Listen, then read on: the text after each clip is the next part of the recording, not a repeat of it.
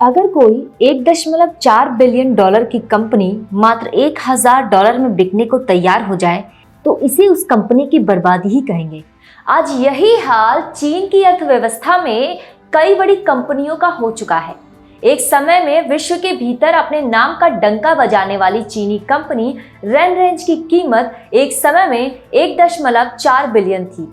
अब उसे लगभग $1,000 में बिकने के लिए तैयार होना पड़ रहा है। ब्लूमबर्ग की रिपोर्ट के अनुसार रेनरेंज कई निवेशकों जैसे गोल्डमैन सैक्स ग्रुप इनकॉर्पोरेट और टेंसेंट होल्डिंग्स द्वारा समर्थित चीन के सबसे हॉट टेक यूनिकॉर्न्स में से एक था, लेकिन अब यह कार वेबसाइट लगभग $1,000 में खुद को बेच सकती है। चीन पर पहले अमेरिका का ट्रेड वॉर और फिर कोरोना के बाद वैश्विक स्तर पर बहिष्कार ने चीन की अर्थव्यवस्था की कमर तोड़ दी है। अमेरिका ने जिस प्रकार चीन की कंपनियों, उसकी संस्थाओं पर प्रतिबंध लगाया है और जिस प्रकार भारत अमेरिका ने चीन के उभरते टेक सेक्टर पर करारा प्रहार किया है, उसके बाद चीन की इकोनॉमी गर्त में जाती दिखाई दे रही है। भारत और अमेरिका ने चीन को दुनिया के निवेशकों के लिए अछूता सा बना दिया है। टीएफआई ने कई बार यह रिपोर्ट भी किया है कि चीन की अर्थव्यवस्था धरातल में जा रही है। चीन में बाढ़ जैसी मानव निर्मित आपदाएं उसके कृषि सेक्टर को बड़ा नुकसान पहुंचा रही हैं। जब से कोरोना का कहर शुरू हुआ है, तब से चीनी कंपनियों का लगातार बहिष्कार किया जा रहा है। चीन के बहिष्कार का सबसे अधिक नुकसान टेक कंपनियों को हुआ है, जिसमें वावे का नाम सबसे ऊपर आता है। कोरोना के बाद इस दिग्गज कंपनी का बड़े स्तर पर विरोध होना शुरू हुआ था। वावे चीन की एक विश्व स्तरीय कंपनी थी और अब इस कंपनी के बैन होने से चीन विश्व के औद्योगिक ग्लोबल सप्लाई चेन से बाहर होने की कगार पर आ चुका है। यही हाल बीजिंग स्थित स्टार्टअप रेनरेंज का भी हुआ है। 2 वर्ष पूर्व तक इस कंपनी का मूल्यांकन $1.4 बिलियन था। अब रिपोर्ट के अनुसार यह कंपनी अपने सभी एसेट 58.com इनकॉर्पोरेटेड को $1,290 में बेचने की योजना बना चुकी है। चीन के ऑनलाइन क्लासिफाइड एड दिग्गज रेनरेंज की हांगकांग इकाई को संभालेंगे। इस सौदे से कार ट्रेडिंग प्लेटफॉर्म रेनरेंज को उभरने में मदद भी मिलेगी, जो अर्थव्यवस्था के उतार चढ़ाव के बीच वित्तपोषण की समस्याओं में तितर-बितर हो चुकी है। 2014 में स्थापित रेनरेंज को ऑक्सिन लिमिटेड और सॉफ्टबैंक विजन द्वारा फंडेड ग्वाजी.com से कड़ी टक्कर मिलने लगी थी, जिसके कारण इसकी फंडिंग समाप्त हो गई थी।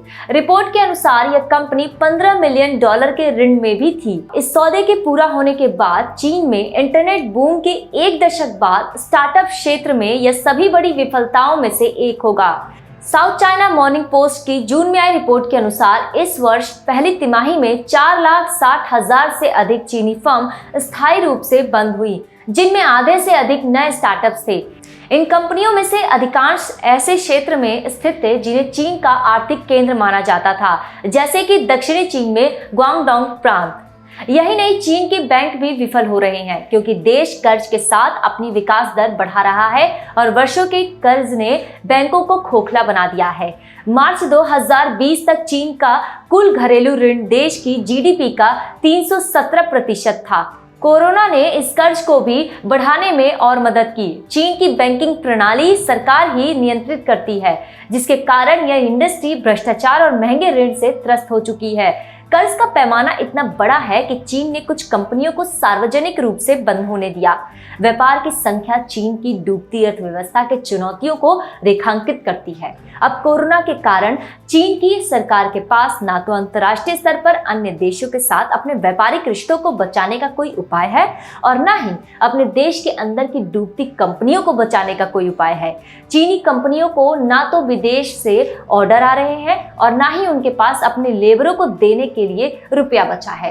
अगर कोई कंपनी अपना पंजीकरण समाप्त भी करवाना चाह रही है तो उसे चीन के महंगे दिवालियापन की प्रक्रिया से गुजरना पड़ रहा है।